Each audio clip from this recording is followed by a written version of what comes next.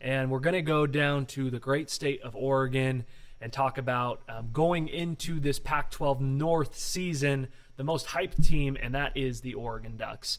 Last year, Ducks had a good season, but they have lost quite a bit, and that starts with the guy under center, number 10, Justin Herbert.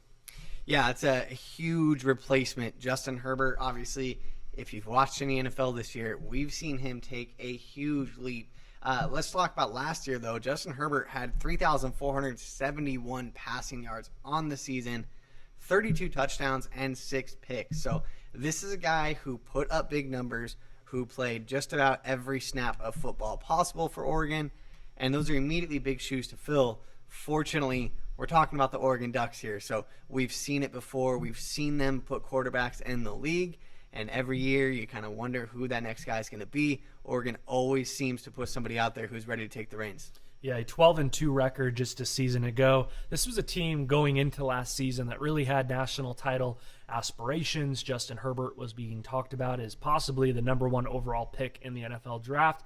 And I think had everything clicked, this was a team that could have done that. They started to play a lot better at the end of the season. Finished number 5 in the AP poll. Did play Utah in the Pac-12 championship and beat the living crud out of them 37-15. No doubt. This was a Utah team that if Utah could have pulled off that win, they were probably headed to the college football playoff. Oregon really was playing their best ball at the end of the season. And then to cap it all off, if you're a Pac-12 fan, if you're an Oregon fan, at the end of the season, what do you want to see? You want to see your team hoisting up a Rose Bowl trophy down in Pasadena. They did. It was a 28-27 thriller against Wisconsin. Yeah, that was a huge win for them, man. You know, you talk about it. If you're not in that college football playoff, that Rose Bowl is really the epitome of what you're going for at that point. So props to Oregon. They really pulled together, getting 2 huge wins at the end of the season and adding another Rose Bowl trophy to that trophy case. We talked about had everything been able to click last season, we did think this was a team that could compete for a national championship. And going back and rolling back the film, the place that this offense really struggled was on third down or in key plays, big situations. The long passing game really struggled. The intermediate passing game really struggled. And you have to chalk it up to one of two things. It's either quarterback play or it's coaching. And as you mentioned, we've seen Justin Herbert move on to the NFL, start earlier than a lot of people expected. And a lot of those issues that he had in Eugene have not shown their face against NFL defenses. So it makes you wonder what was really going on last season. Yeah, you absolutely have to wonder. We've seen Justin Herbert really look like he has all of the tools at the NFL level. So it does bring up those questions. Was it more coaching or scheme based? And so this year we're really going to look to see how does Oregon bounce back from that? How do they fit their scheme to the team that they have this year? So it's going to be a big season for them. They have very big aspirations. Of course, we're talking about a team that brought in, again, the 11th ranked national class of a recruiting class. So they've got dudes coming in, and now we just got to see how they put it together this year. Mario Cristobal did bring in a new offensive coordinator this season. That's Joe Moorhead. You may know him as the head coach from Mississippi State just last year. He left. Mike Leach is now there. Joe Moorhead is in Eugene. So very interesting to see what he will be able to do with this offense. And like always, let's start with the quarterback position. And Justin Herbert is gone. They do have somebody with a little bit of experience, though. They do. Tyler Shaw takes over. This is a guy who got a few appearances last year and a few of the blowout games. And when he did get a chance, he showed he might be ready. He's this guy who went 12 of 15 last year for 3 TDs, no interceptions. He was very efficient out there. He's been in the system. He's familiar with the coaching staff. So I know they're comfortable in him this year. And I tell you what, man, you want to talk about talent around a QB, Oregon has all of the talent. They actually return star running back C.J. Verdell as well. This is a guy who's put up back-to-back 1,000-yard seasons in the rushing game. So we know he's got help, and we really look for that Oregon offense to get back to exactly what we expect out of them. And I think we're going to see a little bit more chemistry this year on the offensive side of the ball. Yeah, in today's college football, we see a lot on those depth charts, or And so a starting quarterback has not been named. Tyler Shaw going into spring camp. Mario Cristobal did say it was his job going into spring. I think everybody expects him to emerge with that job. But CJ Verdell, this is a guy, last season, he had 1,220 rushing yards on 197 carries.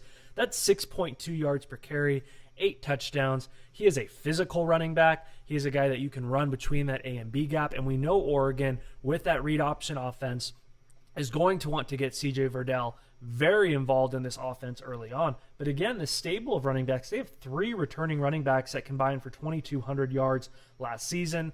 Dye's back there. They've got a lot of different options that they can start with. And for a guy like Shaw that doesn't have the experience, that's going to be a big, big deal week 1.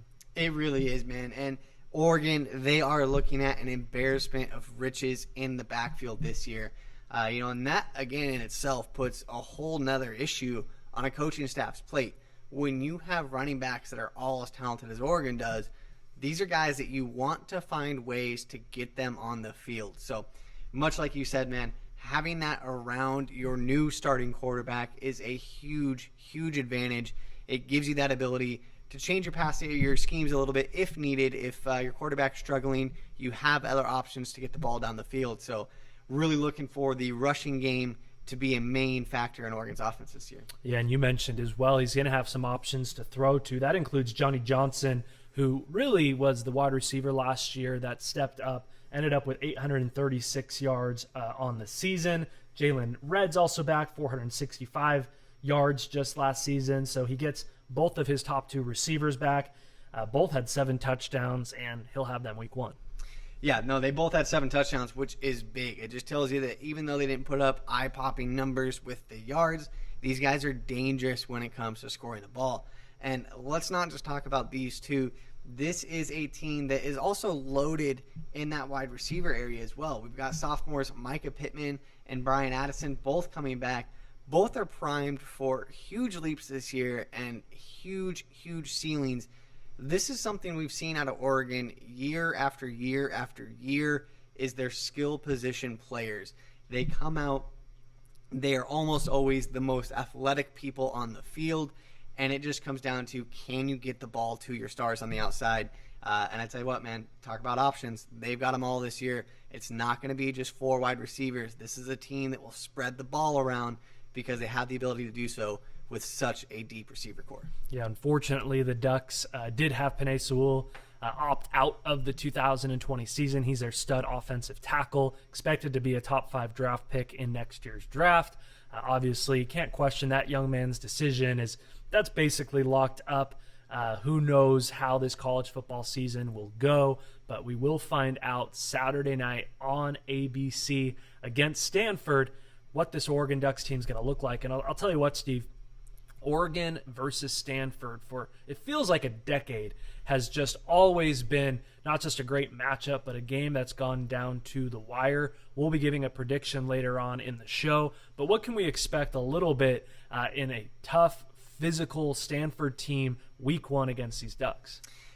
You said it yourself, man. They are tough. They are physical. This is a team, we've seen it again year after year. Stanford wants to run the football. And this is a team, they're going to come out. They're not going to shy away from that. So it's really going to come down to, the guys up front for Oregon. How do they hold up? Are they getting penetration through the offensive line and getting into that backfield? Let's talk a little bit about some of the players that Oregon's bringing in as well. We talked about such a high-ranked class. That's led by Justin Flo. He's a linebacker, number 6 recruit in the nation. And I don't know if you've seen the photos of this guy, man. If there's a college version of DK Metcalf, it is Justin Flo. This is a guy, he might be sub 2% body fat again. He is just absolutely a brick wall in the middle, and he's not alone. They also brought in Noah Sewell, another linebacker, number 13 in the nation. So we're talking about adding 2 top 15 linebackers to a already very talented Oregon defense.